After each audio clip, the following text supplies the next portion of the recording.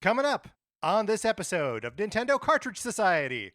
Okay, everybody, add Bananza with an A to your spell check. It's dangerous to go alone, so the Nintendo Cartridge Society goes with you.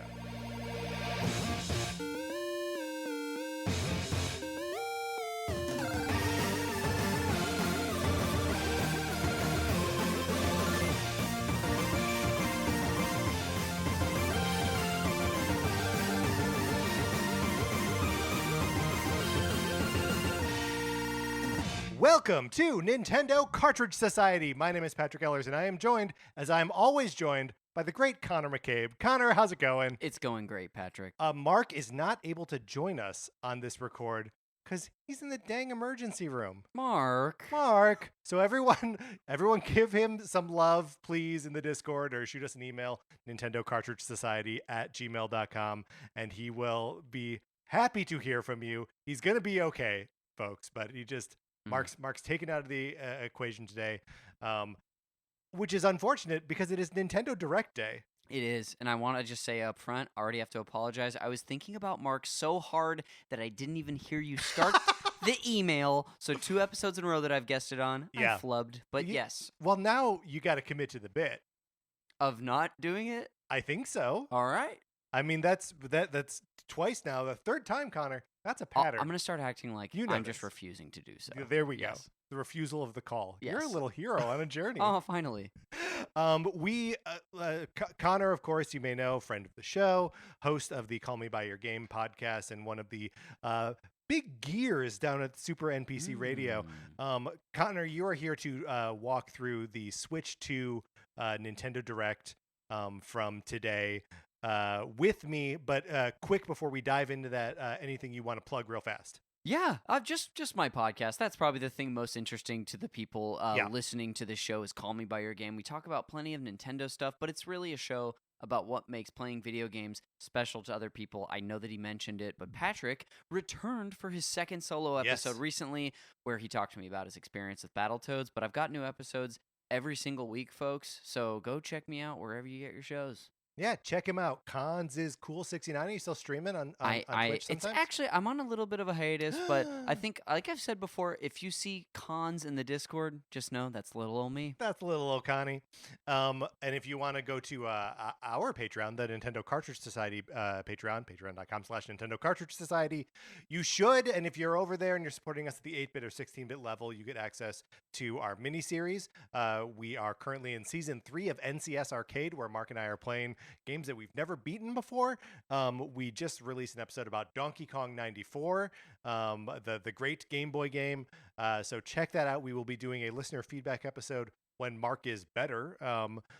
So if you have questions or thoughts or comments about Donkey Kong 94, email us at nintendocartridgesociety@gmail.com. Thank you, Conner, committing to the bit.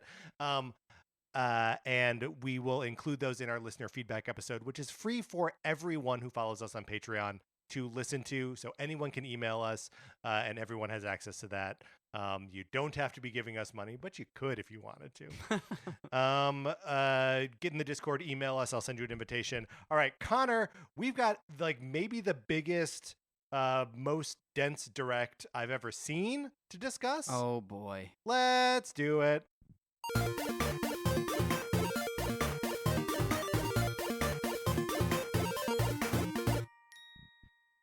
All right, so this thing was a little over an hour long, and I don't know, how many games do you think we got previewed for us here? Like 30, 40, something like that? I was going to say 60. Maybe closer to 60. There were 22 games in that sizzle reel towards the end. Goodness gracious. 22 games in the sizzle reel towards the end. And, you know, we'll break down like sort of this whole thing beat by beat. I took extensive notes, but I guess just like from a wide like overview, what kind of reaction did you have to this Nintendo Direct? I've like I told you, I feel like I've been going through waves of emotion all day. My initial reaction as the presentation ended was I would say just a boat of positivity and excitement. I feel like the most of what I saw in this Direct, even if it wasn't for me, was very exciting. From clarification on what the hardware is going to do, right, or is capable of, I can't believe there was a moment in here where they said 120 frames per second. I really did a double take there. Right? Yes, absolutely. So that was exciting to me. At first I was a little disappointed in the first party reveals, but that being said, I've sort of had a change of heart on how my perspective on that. And there's just so much to be excited for in a vacuum. Things outside of the presentation, I find myself feeling a little sour about some stuff, but overall, we're talking price stuff. It's mostly price stuff, and in conjunction with that is a little bit of communication.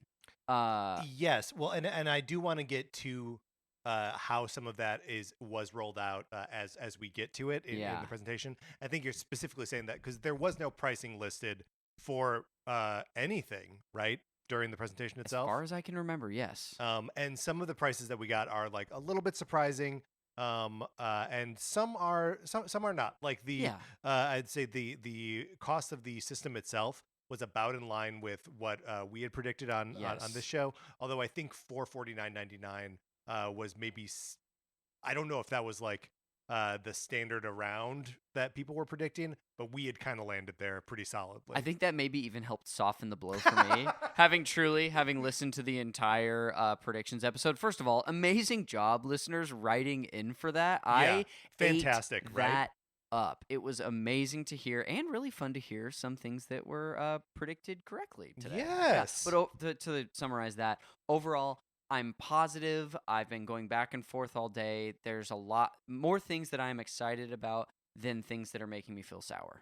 Yes. And I would say that I am largely the same way, but I think I am the sourness for me is actually like I kind of wish there was like one more big Nintendo announcement. I definitely wish that. But like I have to remind myself that we just had a direct last week, and if they had like, if this had been the first time that we saw Metroid Prime 4 again since, last,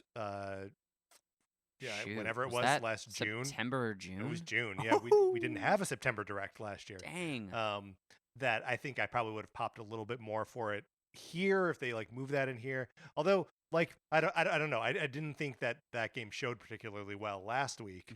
Mm-hmm. But now knowing, it seems better in the light of what we know now, right? Completely agree. Yes.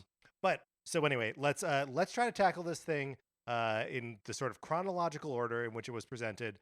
But the first thing we got to point out is that it's hosted by 3 new presenters, right? Young guns. We do not have Yoshiaki Koizumi. We do not have any of the people that you would expect to be presenting in a Nintendo Direct. These are 3 young guns. They are the producer, director, and hardware design lead of the Switch 2. Their names are Kawamoto, Doda, and Sasaki. And like, it can feel destabilizing, right? To like have some new faces there telling you what's up. Absolutely. And maybe in a way you might be feeling it feels very intentional. This is I think so, yeah. New era for Nintendo and Nintendo's consoles and video games. And I feel like this is a nice way to start to usher that in. Right. And, especially when, like by necessity, when Nintendo rolls out stuff, it's, maybe the newest kind of thing that we saw in here is the Donkey Kong game that we'll get to at the end. And of course, that's based on a game that's like 50 years old. So, when you really reach back to it, it's cool that the only faces that we saw here are the faces of these 3 young guys. But they're still cashing like, Masahiro Sakurai checks, right? Yes. Like that's literally the only thing we know about Kirby Air Riders is directed by Masahiro Sakurai. Yep. Which we could have intuited by the way it was presented anyway.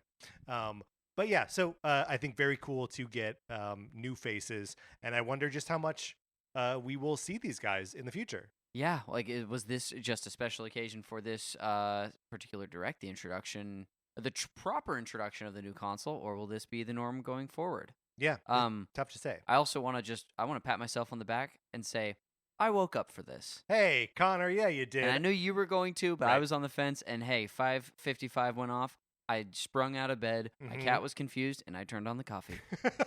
And that's the only tangent I'm going to have, I promise. No, hey, tangents ahoy. If anything comes out that makes you think of something, we're gonna follow you down that cul-de-sac. Huge. Okay, so the presentation truly kicked off with the reveal, the blowout of Mario Kart World, which is indeed the name of the new Mario Kart game. It is not a numbered entry in the series. We're saying goodbye to numbers, so we don't have to argue about whether it's 9 or 10. And it is a launch game coming out on June 5th. Spoiler, the console's coming out June 5th. Connor, a Thursday. Yes. And we know that it is a Switch exclusive. And just we can get through like kind of the bullet points here. What do you think of this trailer, man? A 10 out of 10. A home run. I mean, I don't and we talked about the Discord was also the same way as the listener predictions for the episode. The Discord was firing on all cylinders. We were this morning. abuzz, yes. And I mentioned that I can't believe, considering that we've been asking for more of a a lot of people have been hoping for a more Diddy Kong racing style Mario Kart of like expanding like what you can do, your options going around the world. I feel like I had heard from no one that either like something about wanting this to have some Diddy Kong racing DNA or Forza DNA, and it seems like it's kind of both. I'm thrilled. I mean, like the ask of open world Mario Kart game is sort of like it's too big an ask, right? It's a thing that you say and then go, ha ha ha, but really, what do we think it's going to be? Yes. Right? And like this showed off, and they were explicitly shouting out a large continuous world with a day and night cycle and weather. You go like off road and can explore like literally any part of this that you want. Like all kind of seems too good to be true. Yeah, and I'm so excited for this. I don't know if I'm going to end up liking this format of Mario Kart more than maybe a traditional one. Sure. But that being said, I'm so excited that they're trying something new and excited to really just like possibly sink into this. We'll see. Well, and that's so like the idea that this would be something new, right? And not, I mentioned this in the predictions episode. But like, I think it is time for Nintendo now for their approach going forward to generate new stuff, because the Switch generation is so much about celebrating everything that's come before, right? Like everything has been a greatest hits game, and you can't do that again, right? Mario Kart 8 Deluxe already had everything it could have in it, right? And now this game, like I don't even think Mario Kart World will have classic tracks in it. Yeah, I feel like in the trailer, though, the only thing that made me think that it could is that I do remember specifically, I haven't rewatched it, just watched it the once during the direct, that there was a sign for DK Pass, which isn't that a previous course, or could that just be I would be a willing reused name? I would be willing to believe that they're reusing names and stuff. It would seem like a challenge to build the old retro tracks into this world that they've built out. That's what I'm saying, yeah. Quite frankly, too, like, it is a little more exciting to have it be brand spanking new. That's exactly what I'm saying. Yeah. That like this is all, and like we saw the characters wearing different costumes, which Mario Kart Tour does a little bit of, but that's mostly just like they don't call them costumes. It's just like Cowboy Mario or whatever. I don't think they actually do that, but this has a ridiculous cast of characters, just like Mario Kart Tour, even a little bit of like Dr. Mario World energy. In that, okay, here's some of the weirder characters that I spotted here. First of all, everyone spotted the Moo Moo Cow. Moo Moo Cow. Moo Moo Cow. You actually sent me right when that happened. Yes. We saw spikes. We saw penguins. We saw Goombas. We saw a Parabitty, a Pianta from Sunshine, a snowman, fishbone, dolphin, Rocky Wrench. Just like the weirdest weirdos that have ever been in a Mario game. Just like are now playable characters in Mario Kart. If Question Block isn't a playable character at the end of this game, right? Starman needs to be one of the playable characters. I would love that. It would be really cool. They showed off like a couple different modes, including a sort of like classic Grand Prix mode. There's a knockout tour mode where you drive from one end of the map to the other end of the map, and there are checkpoints all about your route, and there'll be like a little number being like 7, and if you're not in at least 7th place by the time you get there, you're kicked out. That's awesome. Seems it's almost, it's got like an air of Mad Max to it when you tell me that. A little bit, right? Yeah. It's like I feel like that's a little bit how is it Ridge Racer? No, not Ridge Racer, the Mach Rider. It's a little bit how Mach Rider works. Interesting. Which I think is all very cool. Mm. There's a free roam mode where you just drive around the map as much as you want, and you can drive around with friends and take photos. Oh my goodness. It's unclear. Connor, does it seem like that is just a like open world, no objectives kind of thing, or do you think there are going to be like little missions you can do in it? From what I saw in the trailer, it didn't seem that there would be a robust build out of what the world could be, almost in an RPG sense, or even like you're saying with missions. But now that you bring that up, I'm like, ooh, I want someone to ask me, like a Toad, to be like, hey, can you get to this place this fast? Or do you know the shortcut? Or like go through the race and collect all the coins. Now that's a Toad impression. Well, there's going to be a Mario Kart World specific direct on April 17th, so we won't have to wait too much longer to find out what other features are in this game. Nuts! I'm so excited for this. Me too. And what a launch game! It's an absolute knockout, and I myself, like a lot of people, I think maybe we're like, oh, Mario Kart's great, but like I'd love another like Titan Nintendo title, right, first party at the launch. But looking at how robust this thing seems to be, I don't know. This might be enough. It Plus might be all enough. the stuff we're gonna get to in the rest of the direct, which is truly staggering how much other stuff is coming out the launch day of Switch. I do think it's interesting that both. So here they're saying this will be announced or this will be available when the Switch 2 is available, like on the same day that the Switch 2 comes out, and so because of the placement in the trailer, they hadn't said the release date of the Switch yet at this point, right? So it's like, okay, makes sense, right?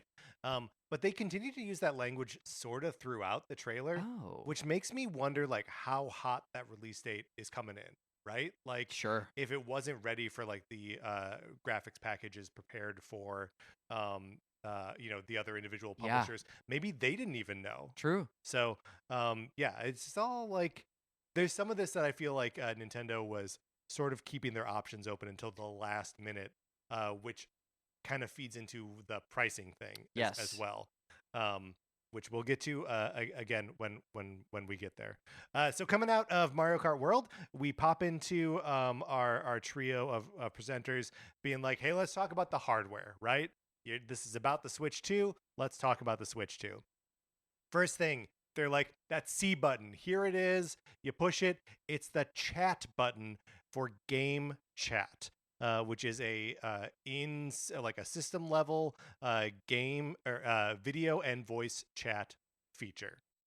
Connor, were you expecting this, or like how much of a surprise did this feel like to you? I feel like from predictions that I had heard other people make, it wasn't so surprising. It's not something I personally saw coming, but I'm really happy to see what this seems to be embracing, which is more of like a connection with your friends list. Yeah, well, for me, it seemed like it was mostly trying to take the concept of like couch co-op and as effortlessly as possible bring that online. Yes.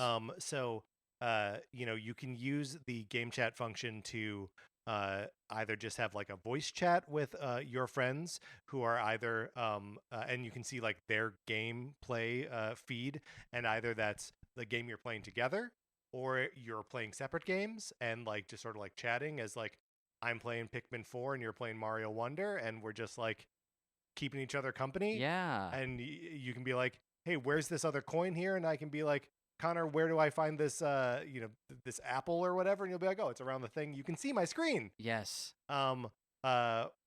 Is all like, I'll be curious to like see how much like I use it, how much you use it, and like our friend group uses it. But it could be a very neat way to just like stay in touch, casually playing games together. Absolutely. It also, eliminates the need for outside modes of communication when it comes to wanting to play games and be on a chat with each other. At Right. least when it comes to Nintendo uh titles. And just in this, the craziest thing, as you've mentioned, is that from the system itself, we could be playing anything. It's not like we both have to be playing Mario Kart to Right. do this. And to be able to eliminate, I don't know, a Zoom call or a FaceTime Right. out of that when we're just playing a game together is really appealing.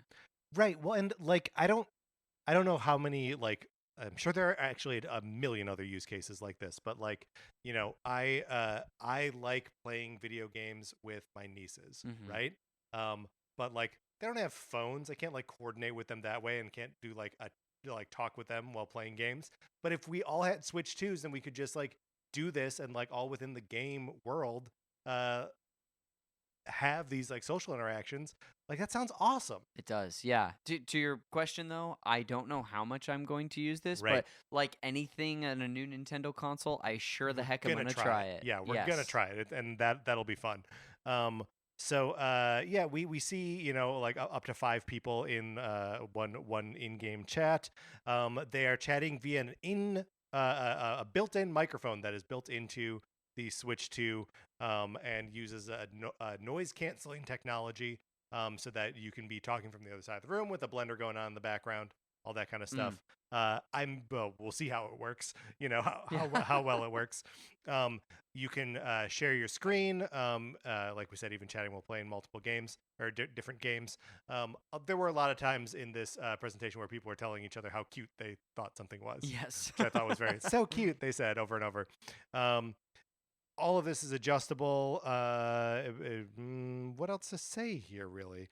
The video part of this chat does require a peripheral that is sold separately, the Nintendo Switch 2 camera, Hmm. which is $49.99. That's not nothing. That's more than like a PlayStation Eye. Yeah. Um, but Nice looking camera. I wonder if it yeah, can function with other hardware because it does have a USB. It connects via USB-C. right. We see in the presentation that they're often connecting it to the top of the Switch because it's Yep. docked in most cases here. But yeah, I don't know. Just some little questions I have about this toy. Yeah. Well, and also like it is capable of doing tracking of individual people within space, right? So it because we see it later with the Mario Party Jamboree Oh like yes. implementation, but like it can sense 4 faces in front of it and assign each face a player. Wow. So like there's something a little bit more happening there Mm-hmm. with the technology that like I think is a little bit more akin to like a Kinect than to a PlayStation Eye.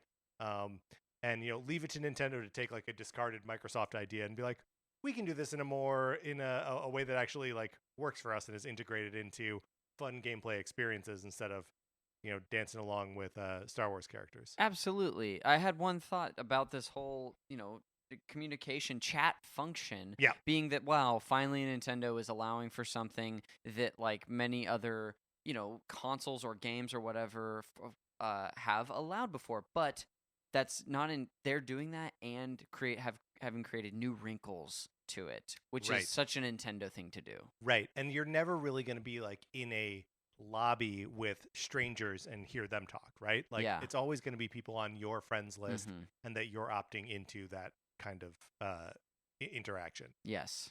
So that's very cool. Next thing they moved on to is the Game Share program, which is a way that you can play multiplayer games by sharing them with other Switches in like a local setting. You can do up to 3 other systems between Switch 1 or Switch 2.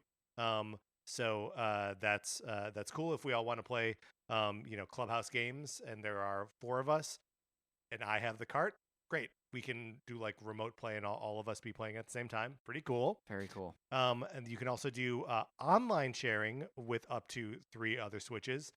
Those all have to be Switch 2s, however. So like a normal Switch can't do the online sharing. I see. Only locally. Only locally, yes. And I think the lead system still has to be a Switch too. Yes, that was I my think understanding it's too. a function of the Switch too.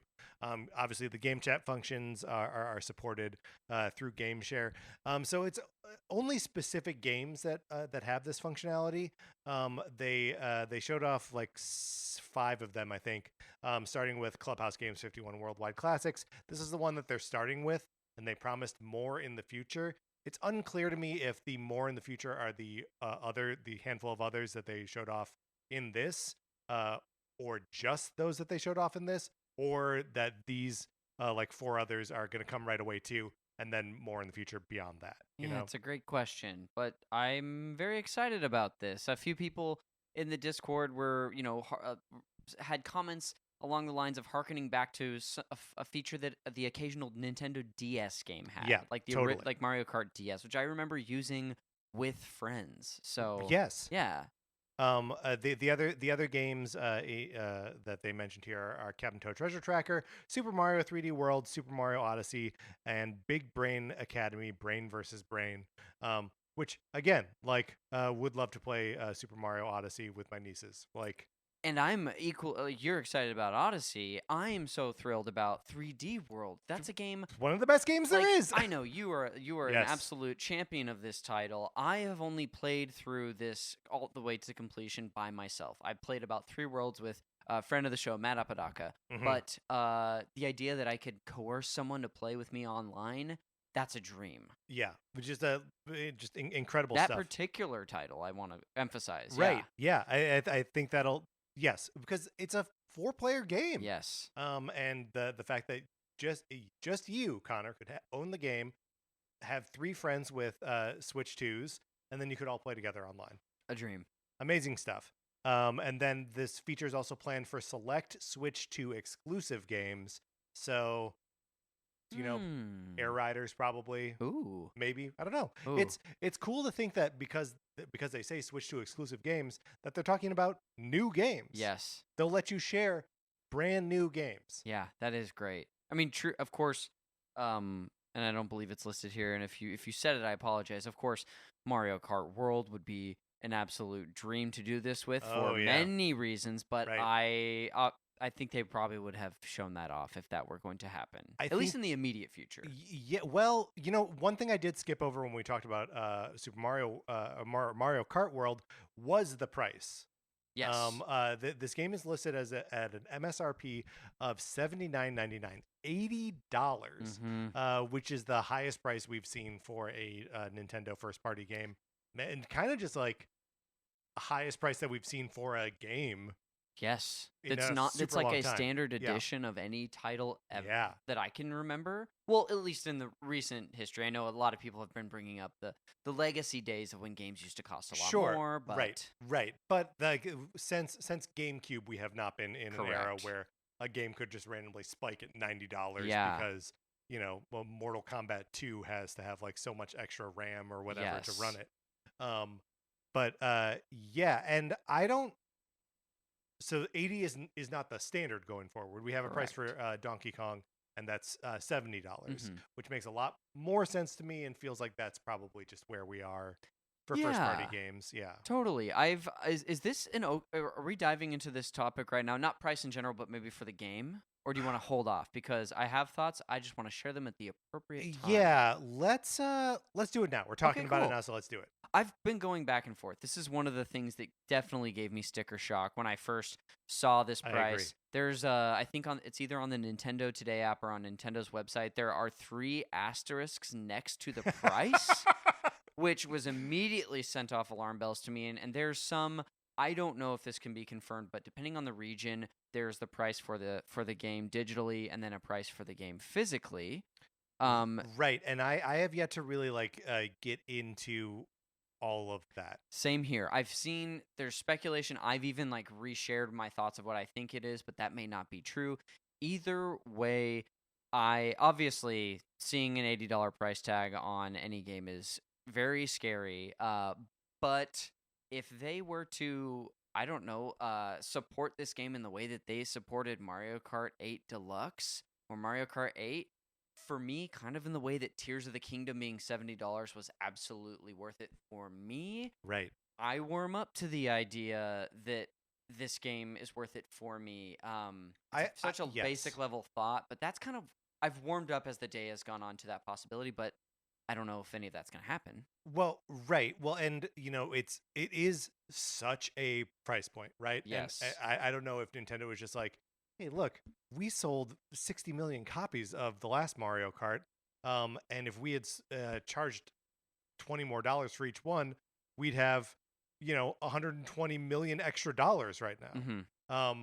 So like, from like a crass business standpoint, it's like, oh yeah, I mean, like, I don't know how to argue with that. Truly, yes. But also, like, Nintendo releasing all this information about a console on the same day that Donald Trump is assessing tariffs on everyone everywhere, every U.S. trade partner, literally and every country. Yeah. Yes. And like, there are there are goods from China right now that have an over 100% tariff on them, which is nuts. Goodness.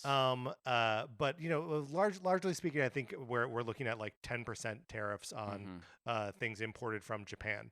And a lot of the sort of like minimum rate things that would normally squeeze under that, something like a video game cart, are no longer like exempted. So everything is just going to be a little bit more expensive. And I wonder if Nintendo, they obviously didn't build any of these prices into the presentation, right? Yes. And so I wonder how much they were just like, well, when we get like an idea of what that Maniac is going to do, we're going to throw up some prices, and the prices have to like cover what the tariffs make us pay. Yeah, that was a big question for me and a lot of other people today of like, was this taken to an account, or is this without what is to come with the tariffs, being obviously passed off to the consumer? Right. That was the big question. So there's still not obviously an answer to that. Right. But so we'll see. But the narrative certainly tracks, if nothing else. Absolutely. And also just like inflation and whatever, and like games have been kept artificially low price for a really long time. So maybe this is just where we are. We'll also say that we'll get to it. We'll get to it later. Cool. But just put a pin in the idea of we're getting GameCube games for no additional cost. All right, moving on to the Switch 2 itself, Connor. Ooh. Oh, sorry. Go back to the we're going back to the pricing for Mario Kart World in particular. That Nintendo is selling a bundle that includes a digital copy of Mario Kart World that is only $50 more expensive than the console by itself. So you can get the game for $50 if you buy it with the system. Did you register your interest, Patrick? Yes, and that is something we'll talk about cool. as we get there. But I just wanted to, if anyone was screaming about like, you don't have to pay $80 for it, you can pay $50. Yeah. They're all episode doing that. Thank you for acknowledging this. Yes. So the Switch 2 itself, it has a 7.9-inch screen versus the 6.2-inch screen for the original Switch. Same thickness at 13.9 millimeters. High definition display, which is at 1080p screen versus the Switch's 720. The screen supports up to 120 FPS, frames per second. Which how is it capable of this? Incredible stuff. It's an LCD screen, so not an OLED screen. Yes, but it is capable of an HDR output, and like they showed side by side of like the HDR on, the HDR not on, and like looks pretty great, right? So maybe it doesn't matter. Of course, we're always gonna love an OLED screen. Oh, it's beautiful, especially both of us using an OLED. We're currently. OLED boys. Oh boy, we love it so much. And the Vita I've been playing. Don't get me started. Oh yeah, it's so beautiful, so bright and crisp. How dare I bring that up on the Switch 2 Direct Day? We can always talk about a Vita. Phew. Then we actually got a look at the Joy-Con 2, which is, of course, their name. It's Joy-Con 2. By the way, I did a little research. A pair of Joy-Con 2 will cost you $89.99 That's $10 more expensive than a pair of Joy-Con used to be. Okay. They connect magnetically. They have a little release button to remove them, all kind of stuff that we knew. The SL and SR buttons that are like when you remove the individual Joy-Con, they're the ones on the top. Those are bigger. So to be a little bit more comfortable to use. Larger thumbsticks. They talked about the mouse controls, which we'll get into, I think, more specifically when we get into some of the software that is using it. And there's also a Joy-Con 2 charging grip that runs $35, $34.99. Any thoughts about the Joy-Con, Connor? No. Nothing groundbreaking. Yeah. I'm excited about these bad boys. They seem pretty good. I like bigger buttons. I like bigger thumbsticks. They seem fantastic. I actually have a question now. Yeah. I know that it says that there's a charging grip available for purchase. Yes. For the Joy-Con 2. I don't remember seeing a grip that was said that comes with the console, to use it as your controller. Oh, that's a great question. I think there is. Okay. I think that the non-charging grip, just like there was with the original Switch. Okay, yeah. I believe that is, but that may be something we have to debug on the next episode. Okay. Or I can go looking for it as we go on here. But there are improved speakers, obviously the aforementioned built-in microphone. They showed off 3D audio, saying that you would have these like whatever, even without surround sound, hear where like directionally things are. I'm always dubious of those kinds of claims. Yeah, I had my AirPods in listening through my Apple TV this morning as I was watching the presentation, and it caught my eye as this moment happened. Oh, that's but funny. I actually can't tell you if they were showing that off in the moment if you had 3D audio. Yeah. In fact, they probably weren't. They probably weren't, but maybe who knows?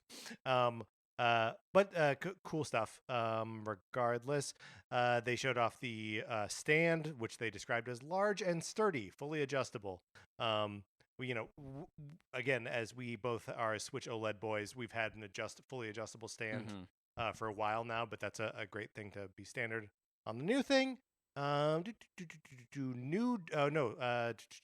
USB-C ports, more storage, 256 gigabytes of internal storage, which is 8 times that of the original Switch, which is pretty remarkable. Absolutely. I'm not one to fill up my Switch with large titles, but also we'll see how large the Switch 2 titles are. I'm sure they'll be larger than Switch 1. But dang, I was impressed by the storage size. Yeah, me too. I mean, I'm still gonna get like the biggest micro SD card you've ever seen, but that's all good to know.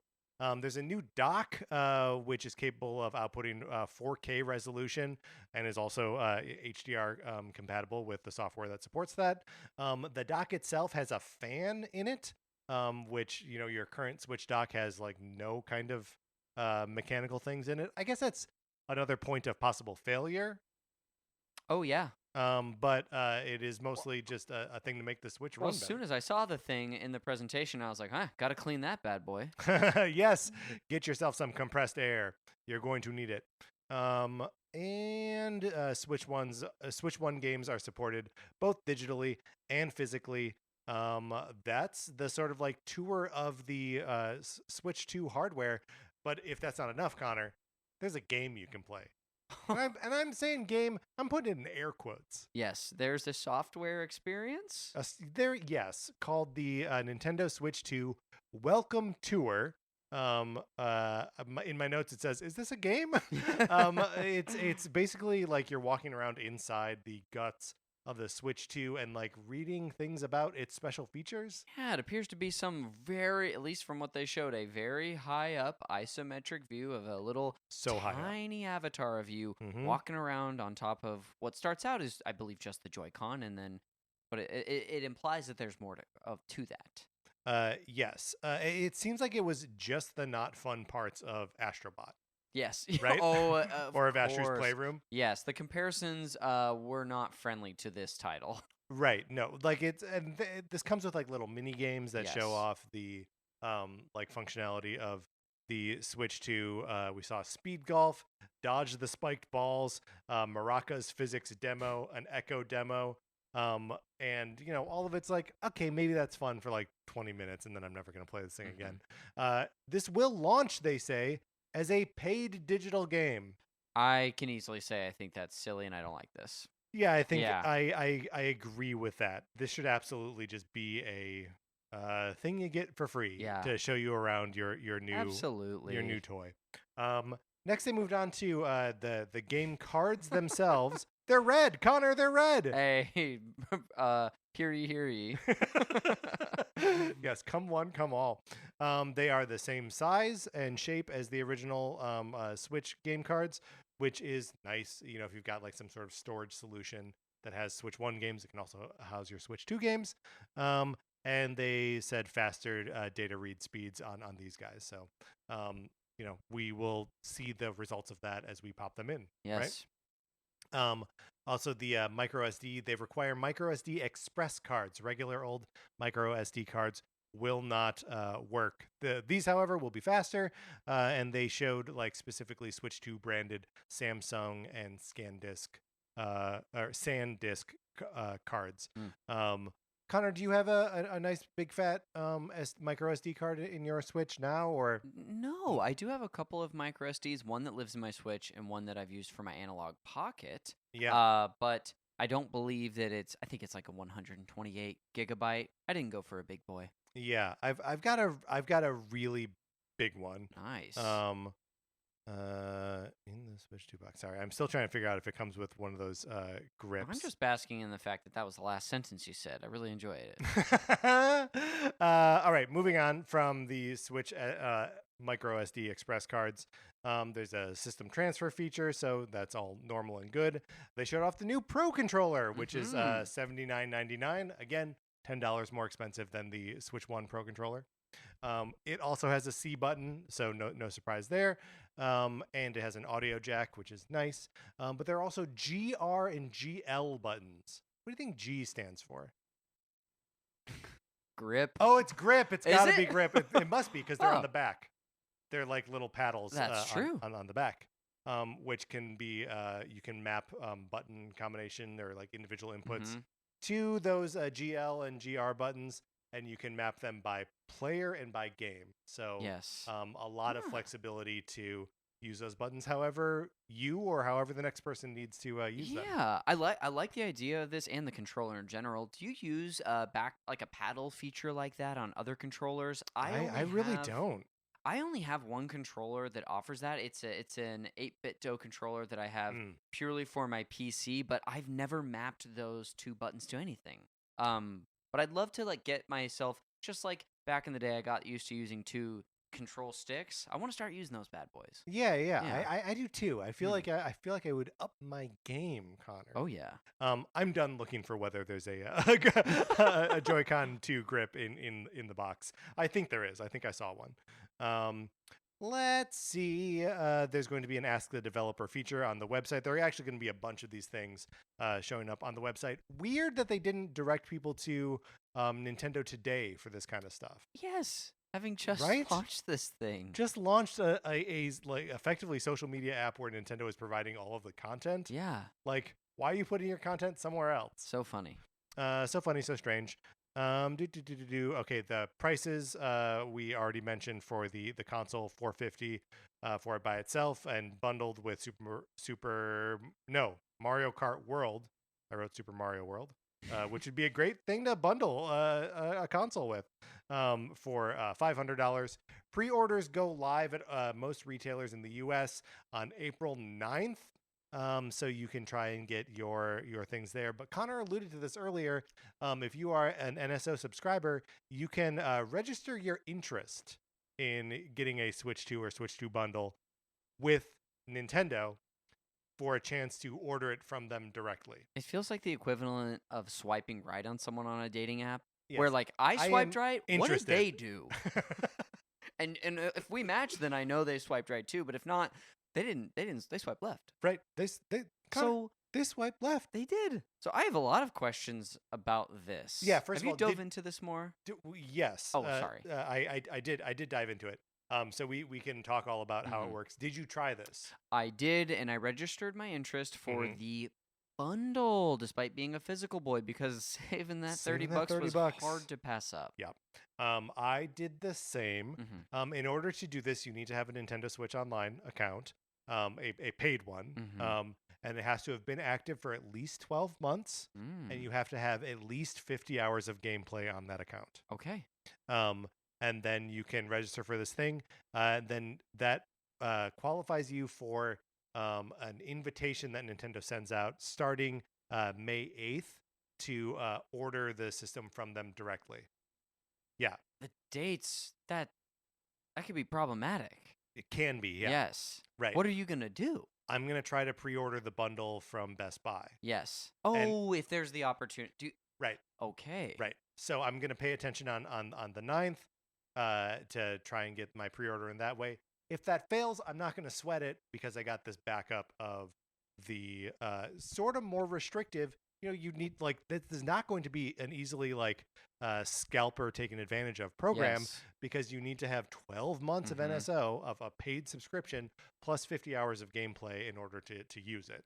Yeah. So I feel like I am now secure. I've got, Nintendo will probably give me the option to order the thing from them directly. Yeah. But I kind of want to go to Best Buy on, midnight on the 5th and pick it up. And then talk about how if it was the morning, we would have gotten burritos. That whole thing. Yeah, I want that whole thing. Me too. I have a couple thoughts about this. Yes. The first of which is, as someone who's had my Nintendo Switch Online subscription halted by a lapsed credit card or me changing to a different style of account, I would feel for someone if not having 12 consecutive at this moment were to leave them out of the opportunity.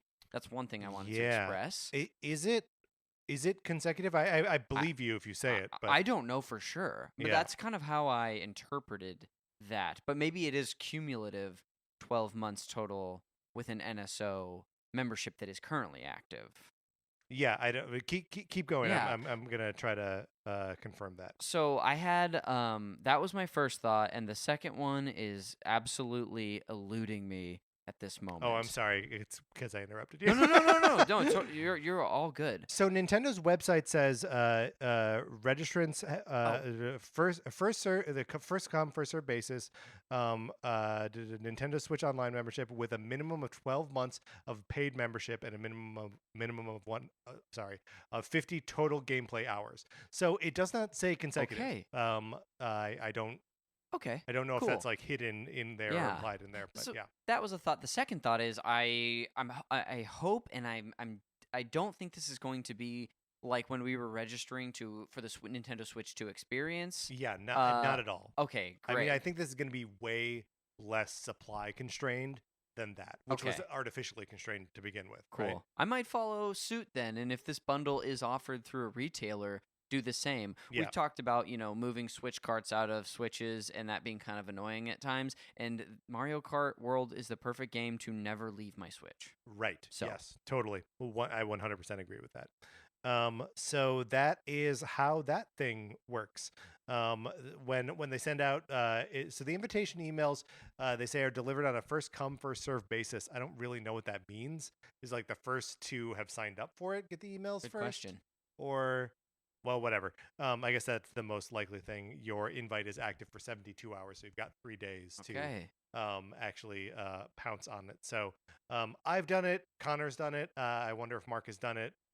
I hope Mark has done it. Yes. Mark, send us your information so we can do it for you. Okay, moving on.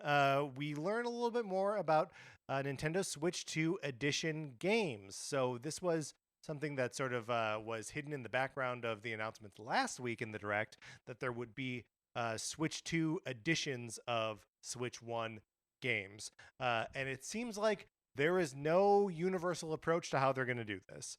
It's going to be like one game at a time. And so let's talk about these one game at a time. The first thing they showed off was Super Mario Party Jamboree plus Jamboree TV. The Switch 2 edition of this is coming out July 24th. This seems like it is an expansion pack for this game. Absolutely. With new modes, including stuff that use like the mouse controls and audio recognition and the game chat functionality. This is where like it can put your faces on like your avatars. So even if you're not in the same room, you can see how you're making your friends feel. Yes. while you're playing Mario Party against them. So if you buy these games on Switch 2, you're buying the Switch 2 version. Mm-hmm. If you have it on Switch 1, you can upgrade to the Switch 2 edition, and it is not clear what that costs. Yes. Is it going to be different per game, based on what they put into it? Is it going to be the same price for each game? It's hard to say. It is tough to say. Also, we're about to get to a set of these Switch 2 editions that are free with your Nintendo Switch Online Plus expansion pack subscription. So if you have that, you get this for free. I don't think this is universally true for all of these, but it is true for the Zelda games. Yes. So Legend of Zelda Breath of the Wild, Legend of Zelda Tears of the Kingdom, these are going to be available at launch June 5th.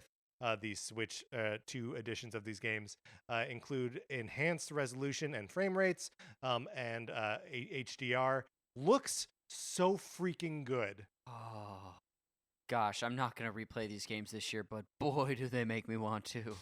Boy, do they make me want to, and I'm going to be, because I'm a Nintendo Switch Online Plus expansion pack subscriber, I could do it for no cost. Yes, same here. Which is kind of crazy. So the fact that it is available with NSO plus EP was not revealed in the Switch 2 Direct. There was a sort of breakout video that was explaining the features on all of these Switch 2 editions, including the Zelda one, that's where that information was dropped. Cut for time? Because it feels like only something that could have gotten them a little extra goodwill, because I think that's nice that it's a feature of NSO expansion. Right. Well, and I guess it kind of goes in the bucket of like how you pay for something, or like how you get something for what you're already paying, that it, like, a lot of that information is left out of the Direct, right? True. So, you know, it's they made a lot of weird choices, I think, as far as that's concerned. The other thing that Breath of the Wild and Tears of the Kingdom, the Switch 2 editions boast, are faster load times while warping, and you're able to create 2 manual save files, so there's no, like, you know, normally if you wanted to have like multiple games going through on one Switch, you would have to have like different users doing them. So they built in a workaround for that. And there's also the Zelda Notes app becoming part of the Nintendo Switch online app on your phone, which is losing the online part. It's cleaner. They're getting rid of that. I They're saw that renaming fine text in the Direct. And it's got all kinds of fun, like, game help things in it. You can do navigation, like it's like Waze talking to you, being like, your destination is ahead on your right, head north, like that kind of stuff. So that's cool. You can share your auto builds from Tears of the Kingdom with QR codes, so you can share them on social media. They introduced a thing called voice memories, where you can hear Zelda like give extra like mythology and lore about things as you encounter them in the world. So this will be like playing on your phone. Connor, I don't know if you got a chance to watch this like extra video about this. I didn't. It's kind of incredible. Wow. You can do item sharing, where you can share in-game items with other players, again via QR code. There's a photo studio where you can edit photos taken in game. There's my play data, which keeps track of like every tiny thing you do in Breath of the Wild, how many of this guy you killed, how many of this thing you collected.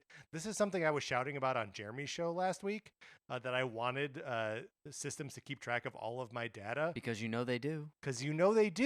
And present it to you in a fun way. They do that here. And they compare it to like worldwide play stats and your friends' play stats. Super cool. I think that's really fun. You can earn in-app medals for specific accomplishments. There's a daily bonus where you spin the wheel for a random effect. You can scan amiibos via the phone, and you do this because if you scan one 4 days in a row, the 5th day they give you 2 things instead of 1, and it keeps track of which amiibo is getting the most love out of you by scanning it the most. It's just like an insane little suite of extra features for 2 of the biggest, best games on Switch via this Zelda Notes app. Incredible. Also, and again, not part of the main like Nintendo Direct presentation, but the little like breakout video, they are releasing amiibo of the sages. Tulin, Yonobo, Sidon, and Riju are coming out June 5th. Amazing. And which one are you picking up? All four. All of them. Connor, picking up all four. Yeah, so incredible stuff there from Breath of the Wild, Tears of the Kingdom. And then the last one that they really showed us a full breakdown for was Kirby and the Forgotten Land plus Star-Crossed World, which will be out on August 28th. Improved graphics and frame rate, and a new story mode to play. I could see myself upgrading for that too. Yeah, me too. And I maybe it's free. We don't know. Yeah, I guess that's true. It's so weird that some of these upgrade things are free with NSO and some aren't. Yeah. Or maybe they all are free with that, and we just haven't seen that yet. It's a good question. They also then tease that games coming out this year for Switch One, like Metroid Prime 4 Beyond and Pokemon Legends ZA, will get Switch 2 editions, which I think we probably could have intuited, right? Mm-hmm. And so Metroid Prime 4, the Switch 2 edition, includes mouse controls if you want to use mouse controls, and an option to either do a quality mode or a performance mode. Quality mode is 4K 60 FPS, pretty impressive, and the performance mode is 1080 display at 120 FPS. Feels like I'm playing like a PlayStation 5 game and being given this amazing set of options. And usually the choice is 30 FPS in 4K. Yeah. Right? It's amazing Bonkers. that the base is 4K at 60. Mm-hmm. 4K 60, that's the thing that people joke about asking for. Yes. Anyway, all pretty exciting. And then Pokemon Legends ZA enhanced resolution and frame rates. Gotta say, we did not see much of Legends ZA in this trailer, but this is the first time that didn't look like butt to me. At least it looks like it runs better. I didn't feel the same wave about I know people express differently, maybe yourself, about the textures and stuff, and how I still feel like that world, the game looks empty, even for being a city, but I will say I also noticed that improvement. So it'll be cool to see more of that. Totally. As we get closer. Next, we saw a new game called Drag and Drive coming out. Sorry, that is Drag and Drive, not Dragon Drive. Coming out summer this year. It's a robot wheelchair 3-on-3 basketball. Yeah, looks like it. Summarizes it pretty well. I think so. It is controlled with exclusively dual mouse controls. So you're spinning the wheels of your wheelchair robot. Yeah. Using mouse flicks of a mouse, and then taking shots with them as well. The sports freak in me was like, I'm interested in this. Yeah. Especially little basketball boy right here. I don't know if I'll get it, but I am sure tempted, Patrick. Yeah, it's interesting. It was giving arms. Definitely. Right? Where it's look, we're never going to have another game that requires you to do dual mouse controls, but we're doing it here. Yes. This will be the only one. This will be the only one. So we didn't spend too much time on that, but then we move into the first of two partner showcases. And this is where we start to just get a critical mass of big third-party games coming to Switch 2, either when they launch on all platforms or when Switch 2 launches. An avalanche of titles. I think avalanche is apt, Connor. Yeah, thank you. We start off with Elden Ring, the Tarnished Edition. Get out of here. Get out of here. It's the Elden Ring. I saw some people grumbling about it not looking as good as it does on PlayStation 5 or whatever. I'm sure that's true. Yeah. Looks pretty good to me. Yep. Next up, Hades 2. We get Supergiant Yeah. after this. Yeah. And of course, Hades being such a critical experience on the Switch, especially because it was a console exclusive. It was a console exclusive at launch, yeah. I'm so happy to see it here and get a little love. And so yeah, sometime in this year, did it say? Well, they said say? They said look for more information later this year. So cool. They're not even committing to it coming out this year. Yes. But whatever. When Hades 2 is done, yeah. Then I'll take it and I'll play it and I'll love it to pieces. Next we got, I think, maybe the hardest part of this presentation, which was the Capcom part, where they're showing off Street Fighter 6, and there was so much text on the screen and they were conveying so much information. I think they're releasing two different versions of Street Fighter 6. Oh. One that includes all of the fighters from the first 2 years of DLC, and one that's just the base mode. But again, there was just too much going on to really wrap my head around any of this. And I also didn't grab a release date because I don't know if it was on there and just buried in other text or what. Oh, not available same day as Switch 2? It might be. Oh, okay, gotcha. I'm saying I missed it because there was so much information. I see, okay. Right. And there are some unique modes in this, but they look like they're related to motion controls, like gimmicky sort of inclusions. And Capcom is selling Amiibo. Amiibo lives. Amiibo sorta lives, yes. Amiibo lives, but no one's really talking about it. Luke, Jamie, and Kimberly are all getting Amiibo. It's unclear to me if like those are the first ones they're releasing or all of them. Sure. You know? Next, we move on to Daemon X Machina Titanic Scion. This read a sequel or remake to you? Read is complete sequel to me. Complete sequel to. Are you a Daemon X Machina? No. Good. Yeah. But I remember it coming as soon as I saw it on screen. I was like, something like this was on the first Switch. What the heck is this? Yeah. And then they clarified. They're like, it's a mech thing. Yes. Comes out September 5th. Split Fiction comes out on the day that the Switch is released. Of course, introduced by Joseph Ferris, who is a personality. Then we get a little bit from EA Sports being like, yep, EA Sports FC and Madden NFL are both going to be coming to Switch too. Not really much more to say about that. Hogwarts Legacy coming out the day the Switch 2 launches. New graphics and frame rate. Getting rid of loading times between areas. Mouse controls, optional mouse controls in there. Cool. Tony Hawk's Pro Skater 3+4 coming out this summer. Going to be on Switch 2.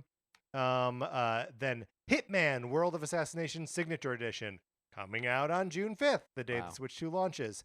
IO took the opportunity here to also tease Project 007, which is the James Bond game that they're making. Man, I love a good James Bond tease. Yes, you do. You know what? I just miss my favorite part of the music, and they didn't let it happen, is when the low guitar goes the and they just kind of skipped that part. Yeah. Now that's a real tease right there. That's a real tease. You have to wait until you hear this episode to hear that lick come out of my mouth.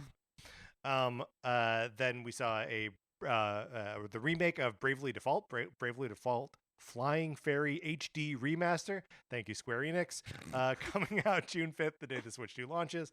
And then Yakuza 0 Director's Cut, also coming out June 5th, the day the Switch 2 launches. Dang, Connor, anything from that last little run there that you want to shout out? The last little run, I mean, unfortunately, no. A lot of these games, the only one I'm really interested in playing is Tony Hawk's Pro Skater 3+4, and I assume I'll probably actually play that on the PlayStation 5. Yeah, I think that's probably going to be a better place to play. It's weird to have a new Nintendo console coming out, one that as beefy as this seems, and still lean that way for, I guess, third-party crossover titles. Yeah, but it makes sense, though, right? Because, I mean, you do most of your gaming at home, right? You don't, do a lot of it on the go. And you can see in something like, evidently, in something like Elden Ring, but you can also tell from, Split Fiction, that, the Switch 2 is powerful, but it's not as powerful as a Xbox Series or PlayStation 5. Yeah. Right? Which meets expectations. Yes, absolutely. I saw some people kind of being, negative about that, but I'm like, it's basically a beefy tablet. Yeah. Anyway, then we move on to a new Conner Hyrule Warriors game. Wow, rejoice. It's, this is the poison pill of Nintendo working with Koei Tecmo. So this is Hyrule Warriors Age of Imprisoning, which will be out this winter, so probably the end of the year. This is the story leading up to Tears of the Kingdom, so it's a time travel-y prequel kind of game. Interquel, I suppose, because we see some of those events happening in Tears of the Kingdom. This game is starring Zelda herself, as she is the one who time travels. And Connor, Link wasn't in this dang trailer at all. Not a glimpse. Because he wouldn't exist in this era. He was never there. He was never there. Connor, he wasn't even there. He wasn't. This is going to trick me into buying another Muso game. And I'm sorry for that. And that's kind of it. It's cool. A Muso, right? Yes. But cool to see all of the Tears of the Kingdom like enemies, and we see some down in the depths, and like those giant, are they called frocks? The giant frog things. Oh yes. We saw some of those in there. So kind of cool, and like you're playing as all of it's the Zonai characters and all that kind of stuff. So it seems cool. It's like profoundly not my style of game, but it'll trick me. It'll trick me, Connor. Next, hey Connor, guess what's coming to NSO? That's right. The GameCube is coming to NSO plus expansion pack, but only on Switch 2, and it is launching with 3 games. One less than I expected. You expected 4. I've just it's a backhanded comment on. Of course, there's only 3, but hey, 3 big ones. Yes. So those games are The Legend of Zelda: The Wind Waker, Soul Calibur 2, and F-Zero GX. All of these games have a clearer image quality and higher resolution than the original releases, but no kind of like widescreen support if there wasn't widescreen support originally. Interesting. Which the Wind Waker HD, which I feel like we can just put to bed now. Like that stuff's never coming out, unless they plan to sell it on Switch 1 while giving us this on Switch 2 for free. I don't know. My dream is dead. The dream is dead, I think is probably right. Yeah, what a great like selection of games to be giving to NSO plus EP subscribers basically for nothing. Absolutely. And I mean 3 totally different titles as well. You've got like an extreme racing game, an awesome fighting game, and then you have like, a single player adventure, like an all-time one of those. Wind Waker is such a good Zelda game. Yes. And like it manages to be like a weird historical curiosity because in the many ways that it's like incomplete and like kind of lumpy at the end. So it manages to be that and an excellent play at the same time. Yes. By the way, they changed the name of these libraries from Nintendo Switch Online game libraries to Nintendo Classics. Okay. So we're changing names here a little bit. I kind of like that. We're dropping words. Yeah. We're rebranding. That's right. We're Sean Parkering these things. We're dropping the. Yes, we are. It's cleaner. Other titles for the GameCube that were teased here include Super Mario Sunshine, Fire Emblem Path of Radiance, Pokemon XD Gale of Darkness, Super Mario Strikers, Chibi Robo, Luigi's Mansion, and Pokemon Coliseum. A murderer's row of GameCube titles, and some that people don't have access to unless you're able and willing to emulate. And I've said it before. I said it earlier today. I hope this at least like chips away at the prices of the resale value of these games for people who want to play them. Right. No shade to the sellers, but you know. But like let's chip. Some of these get like Chibi Robo in particular, right? Chibi Robo and Fire Emblem. I've seen those in the 200s at least. Right. And like I want so badly to play Path of Radiance, but I'm not gonna. No way. Yes. No way. Because then also I gotta like buy a Wii or a GameCube or whatever to actually play them. Yeah, part of me definitely wants to make a joke about the drip feed of these libraries and how it's already very limited. But I truly this is an amazing selection of titles. Yeah, I absolutely agree.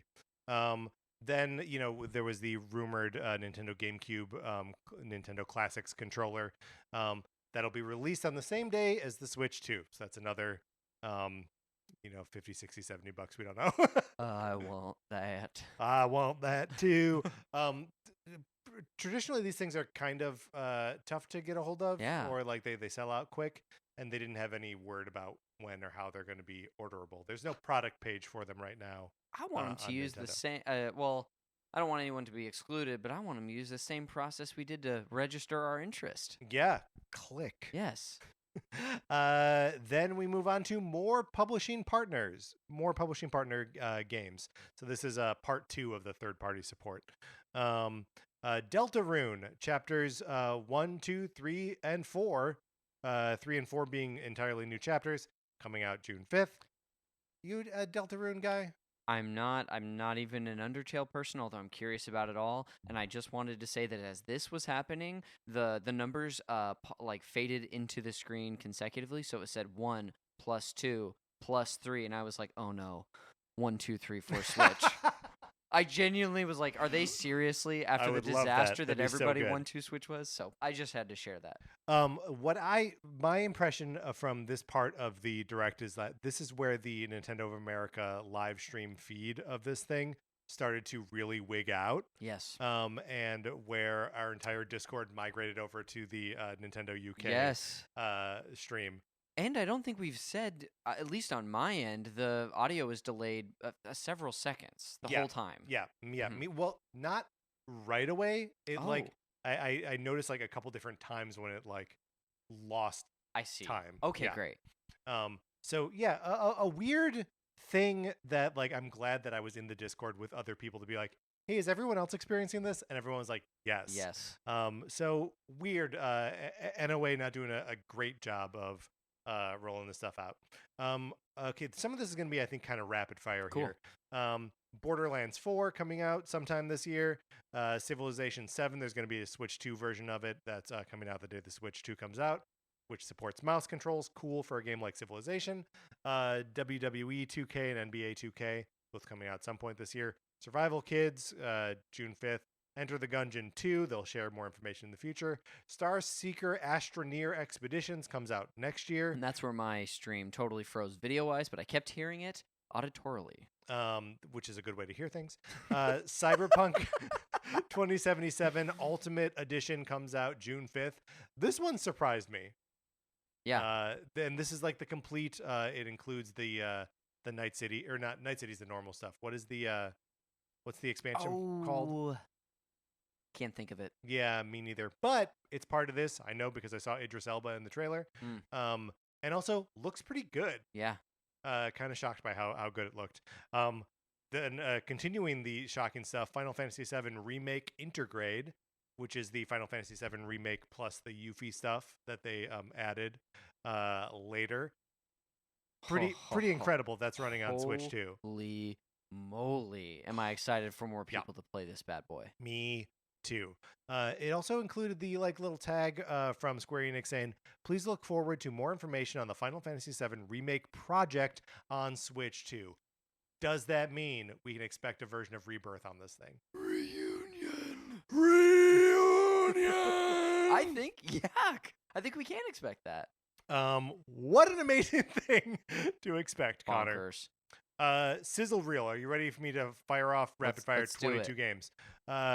Kunitsugami. Kunitsugami, Path of the Goddess, June 5th. Hollow Knight Silk Song.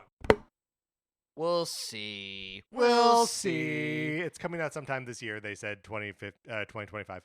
Story of Seasons Grand Bazaar, which we had seen last week, but they're, I guess, here just announcing that they Switch 2 edition is coming out August 27th still. Good Night Universe coming out this year. 2 Point Hospital coming out this year. Wild Hearts coming out July 25th. Witchbrook, which we saw last week, coming out holiday 2025. This was not tagged as having a Switch 2 version, so I'm not clear what they were showing us here. Oh, yeah. They're just showing us a Switch 1 game as far as I can tell. Maybe there is no difference. Why would they distinguish it then? Sometimes they do. Huh. I mean, later on we're going to see Marvel Cosmic Invasion, same story. That's we true. saw that in the direct last week, and this wasn't tagged with a Switch 2 edition. So I don't know what's happening here. Weird. Going back to the list, Puyo Puyo Tetris 25 coming out June 5th. Rune Factory, Guardians of Azuma. There's a Nintendo Switch 2 edition, June 5th. Marvel, I already mentioned. Star Wars Outlaws coming out at some point this year. Cool. Nobunaga's Ambition Awakening Complete Edition, June 5th. Fast Fusion, June 5th. Shadow Labyrinth, Nintendo Switch 2 edition. Again, we saw that last week, but this is now calling out specifically a Nintendo Switch 2 edition. Strange stuff happening there. July 18th. Raido Remastered, Mystery of the Soulless Army, June 19th. Again, same thing there. We saw it last week. This is not claiming to be a Switch 2 edition. Don't know what that means. No Sleep for Kaname Date, July 25th. Reanimal coming out this year. Fortnite, of course, June 5th. But again, is that a Switch 2 edition? It didn't say so. I think so. I believe there are games that are like there's a lot of live service and free to play games. That's a good point. That I already heard on a different podcast are not going to be compatible with the Switch 2, and so they're going to need Switch 2 versions for I don't know why or the reasoning, but this seems to be one of those. Okay. Obviously Fortnite is going to be everywhere. It has to be, You're right? like, sorry, we're not doing the biggest game in the world. Arcade Archives Ridge Racer coming out June 5th. Professor Layton and the New World of Steam. Ooh, baby, 2025. Tamagotchi, Plaza. Switch 2 edition coming out June 27th. And then Human Fall Flat 2 coming out in 2025. Connor, enough of that nonsense, unless there's anything you wanted to. Okay, great. None.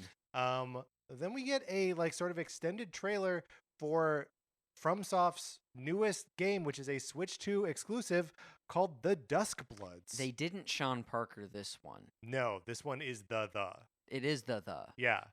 Oh boy. I mean, neither of us are, unless there's a surprise I don't know about, are From Software heads. We are not, no. But boy, am I excited for my freak friends who love this stuff, especially the Bloodborne heads. Right. So is this a Bloodborne spin-off? Like, Blood's in the title. Blood is in the title. There are so many things I wouldn't call them Easter eggs, but homages to Bloodborne in it, from aesthetic to specific moments in the trailer or insignias, like the thing on the guy's hand. Yeah. Is By the way, how sexy was that hand thing at the beginning of the trailer? I was like, woo. Yeah, it's like, Nintendo, please. Shivered awake. It's 6:40 in the morning.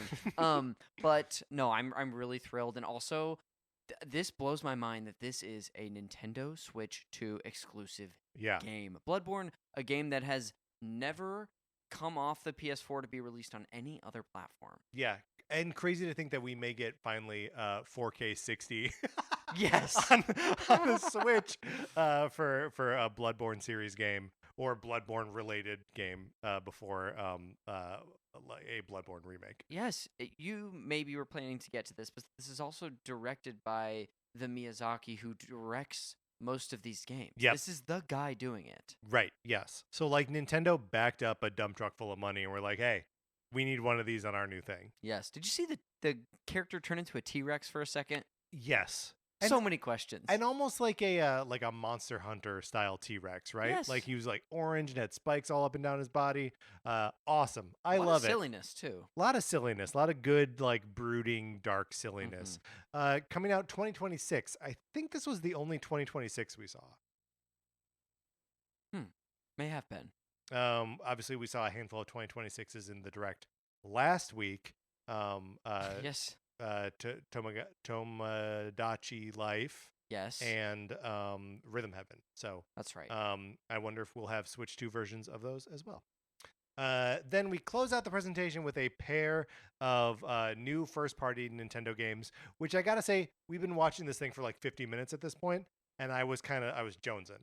Oh, I was not only jonesing, like I was having withdrawals for first party. Yeah. A first party reveal of any sort. Right. Of a game we didn't know about, so. Game we didn't know about for sure. But yeah, like after sitting through a sizzle reel of 22 games. Yeah. Just seeing the time tick away and knowing we are nearing the end. Right. So very brief trailer for Kirby Air Riders, which we mentioned sort of at the top of the show, coming out at some point this year. Directed by Masahiro Sakurai, who directed the original Kirby's Air Ride on GameCube. Really all we see is like Kirby riding his like rocket star around, swooping down into atmosphere and encountering 3 other Kirbys of different colors, riding different things. And that's it. We don't know when it's going to come out. Sometime this year. We don't know what it's going to be about. I was excited. I had at least one person to text and say, there is something for you in the direct today. Knowing a few huge Kirby Air Ride fans. And just so cool to know, I guess, this is what Sakurai's been working on. Yeah, this is the game that he like sort of teased in his on Making Video Games YouTube series that he has been working on for years now. Kind of incredible. Yes. And it'll be out this year. Can't wait. I love that. So like it started with just like a little like twinkle off of Kirby's star.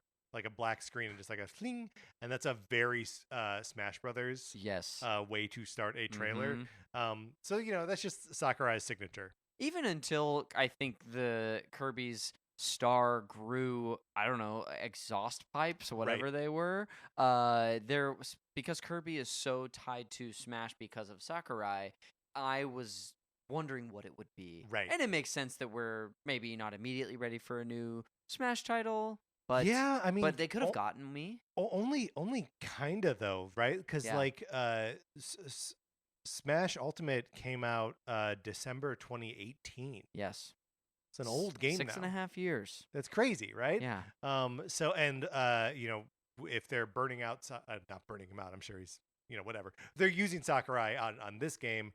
Are they gonna wait for him to be done working on this game before like trying to get him to do another Smash? Are they making a Smash without him?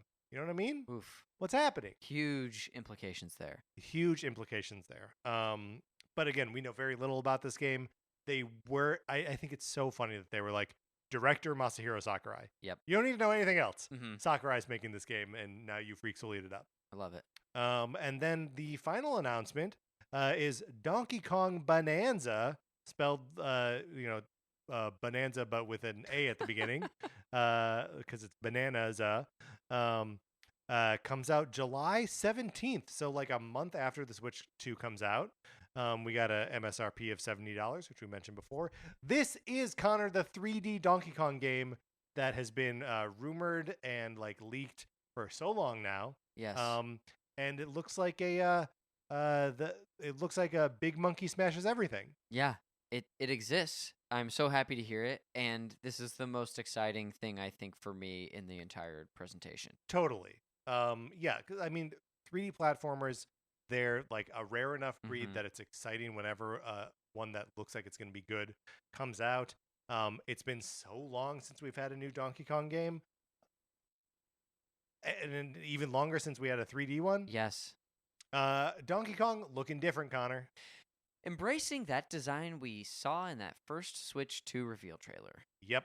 It's really grown on me. I like it so much. Yes. We see in this trailer him a lot of time wearing overalls. Not all the time. But he's wearing just like some blue overalls, and it's so funny looking. Yes. Like, let's dress Donkey Kong up.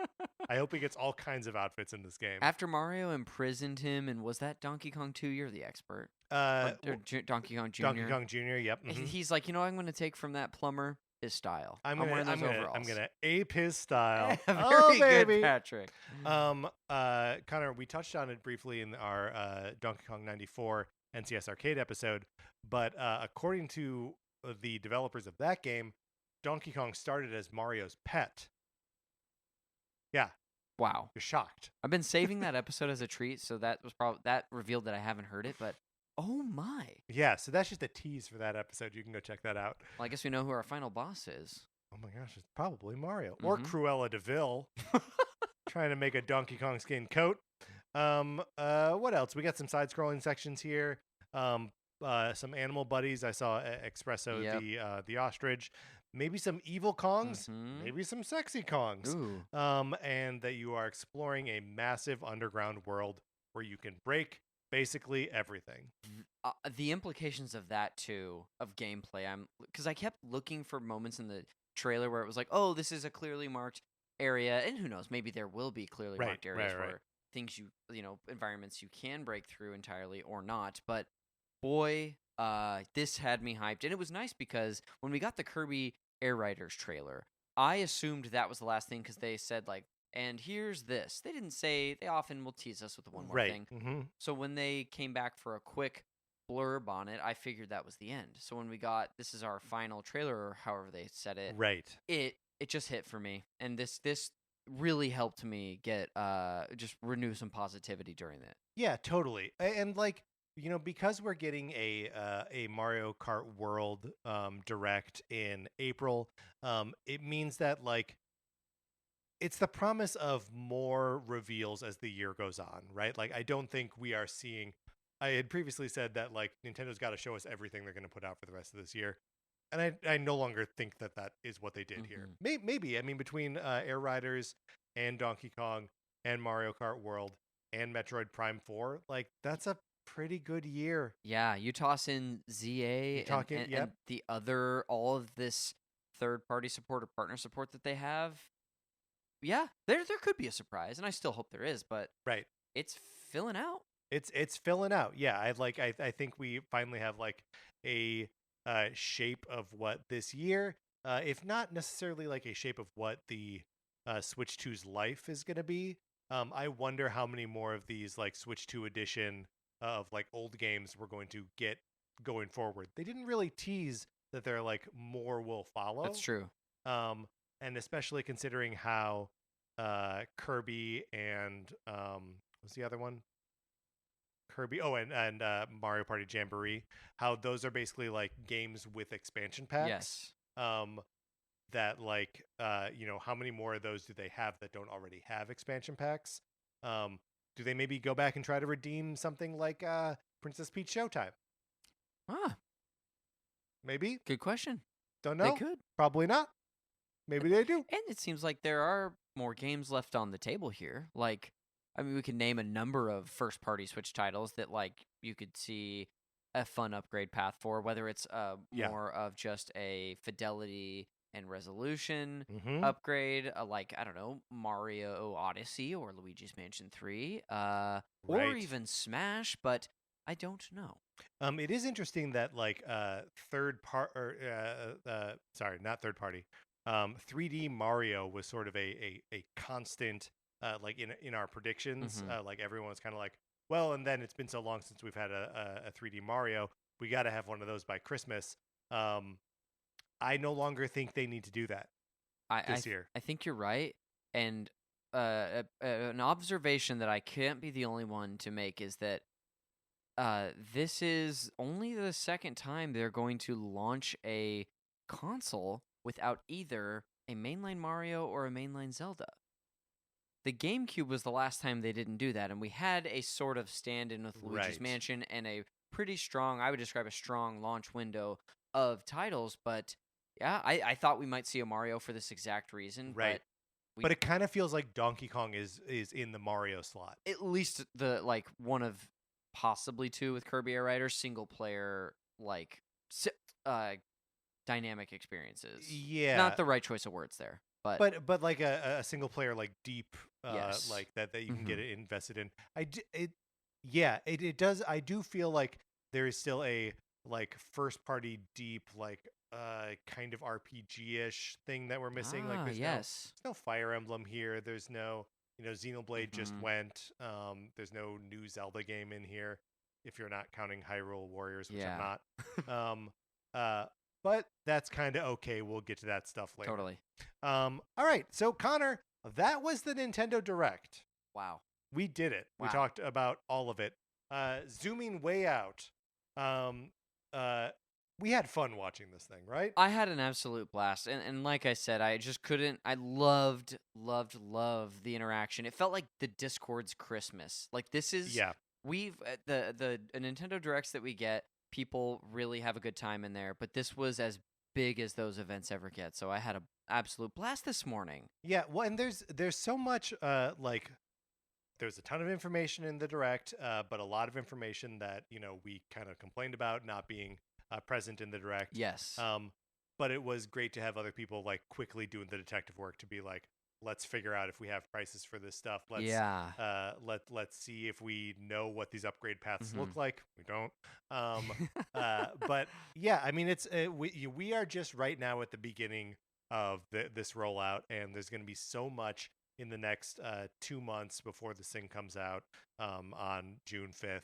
And I can't wait to explore all of that. Yeah, absolutely. I still have some, some things that I'm feeling sour about, like the fact that no price was included in the Direct. I still feel like it's a bad look, despite understanding exactly why business-wise they wouldn't do that. You don't want to taint, I'm sure from their perspective, they don't want to taint the fun and the excitement of that Direct, not only just in a vacuum of the video or the live stream or whatever, but also the event that they held at the Nintendo New York store. You don't want to show the price and then have half the crowd go, yes! They're not stupid. They're not going to do that. So despite that, and definitely still having a bit of sticker shock, I find myself really excited and just thrilled to see what's going to come in the next few months.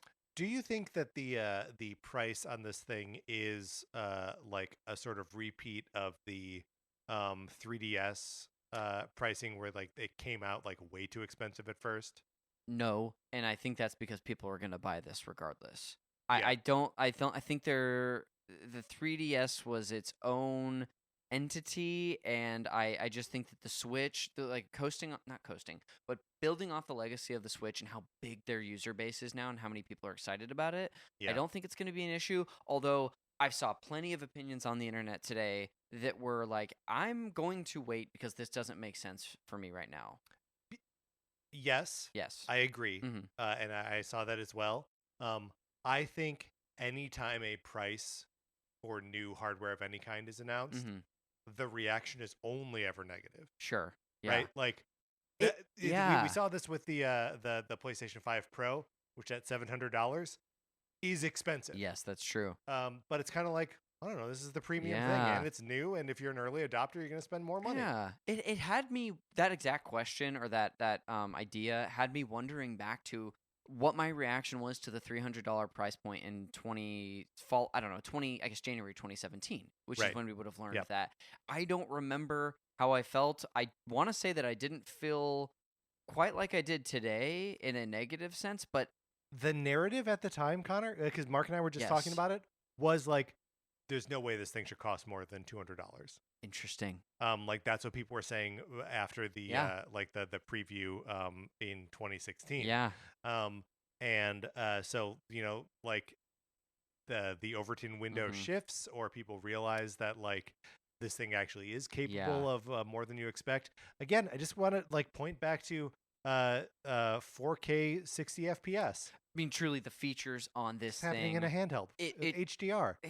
it has made me understand why it is priced at the point that it is, and not feel as bad about it as the day has gone on. I've gone through, like I said, I've been feeling sour for a lot of the day, but as I've had time to process and Right. think and hear from honestly other people's opinions, it's helped me just warm up to that. Right. And I don't mean to carry water for a giant No. company that I love with all of my heart. But like the price like totally makes sense to me, totally tracks for me. The only part that I am still really bumping on is that $80 for Mario Kart. Same here. Yes. And I don't like I can rationalize it with Mm-hmm. inflation and tariffs and all that stuff, but it's still like, wow, holy Yeah. cow, that's a lot of money. Absolutely. And do you think it would be good for them to have a separate price point for a digital? I mean, I guess it gives the consumer and the player an opportunity to buy it at a cheaper price point, if that is the $80 price point, and if hypothetically physical's 90. But it does, as someone who Oh boy, yeah. and as someone who enjoys, like, I try to buy the games I really care about physically for many reasons, but that would bum me out. But I guess I would like the option for people. But man, $10 jump for the physical cart, I don't know. Yeah. What do you think? Well, because we're in a place where a physical good is going to cost more because of tariffs. Yes. So it's like, Yep. it's not their fault. Yeah. Although, yeah, I don't want to jump to conclusions about why they're pricing something at $80. My brain is like, blame it on Trump because he's a source of many bad things. Yes. But like that could legitimately be the reason, or like it could just be a coincidence. And like I kind of like at this point, like, yeah, cut people a break and let them buy stuff digitally. We didn't get any for cheaper, I mean. We didn't get any news about like a new voucher program or anything like that, which is being not discontinued, but not applicable for Switch 2 games.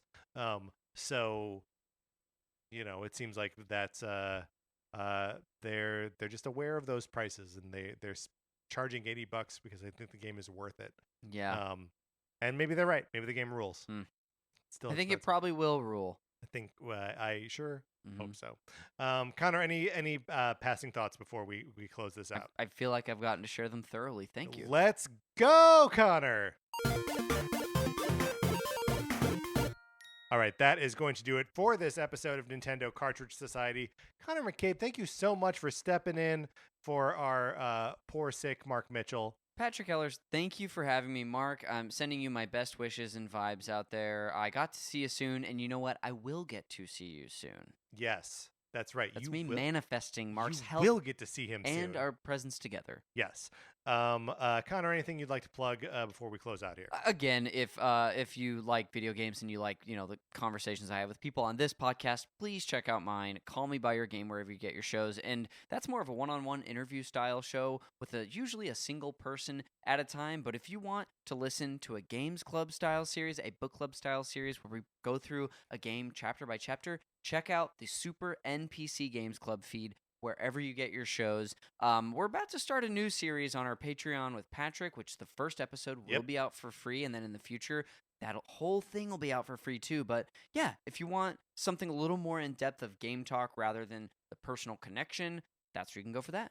Connor, what game are we going to be playing on the Games Club? We are going to be playing Resident Evil 4 Remake. Very excited about that. So thrilled. I'm also playing the Wii version. So that's and a Nintendo I'm finishing 3 Remake right now. Ooh. So I can be ready for 4. I can't wait. Even though it doesn't really feed into very little You're continuity. getting in the mood? I'm getting in the mood. Mood. So check all of that stuff out. Connor does some great work over there. So get over there. Thank you to our 16-bit patrons, Conner McCabe, Patrice Millette, Kyle Seaborn, Drew Mackey, and Steve-O. You should join our Discord if you have not already. Email us for an invitation. I will send it to you. Anthony DeLuca made our logo. Our theme music is provided by 8-Bit Betty. You can get more of his music by going to 8bitbetty.com or by listening right now. For my co-host, Mark Mitchell is not here. Mark is sick. Conner McCabe. Oh boy, my name is Patrick Ellers. Saying thank you for listening.